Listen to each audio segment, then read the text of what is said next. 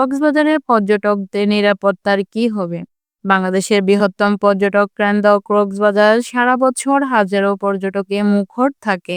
অথচ এত বড় সমুদ্র সৈকতের নিরাপত্তা ব্যবস্থা অন্যতম ভয়ঙ্কর। তহবিলের অভাবে বন্ধ হয়ে যাচ্ছে সি স্যাপ লাইফগার্ড এর কার্যক্রম, যারা গত এক যুগে সাহসী ভূমিকার মাধ্যমে প্রায় ৮০০ পর্যটকের প্রাণ বাঁচিয়েছে। বছরে মাত্র ১.৫ কোটি টাকা খরচ করে ৭০ লাখ পর্যটকের নিরাপত্তা নিশ্চিত করা কি রাষ্ট্রের জন্য অসম্ভব? অথচ এই দায়িত্ব নিয়ে চলছে দোসরা উপরের খেলা। জেলা প্রশাসন হোটেল মালিকদের দিকে ঠেলছে। হোটেল মালিকরা বলছেন তাদের সব পক্ষে সম্ভব নয়। ফলে সাধারণ পর্যটকরা এই মারাত্মক ঝুঁকির মুখে পড়ছে। লাইফগার্ড বন্ধ হয়ে গেলে মৃত্যুর সংখ্যা বহুগুণ বেড়ে যাবে।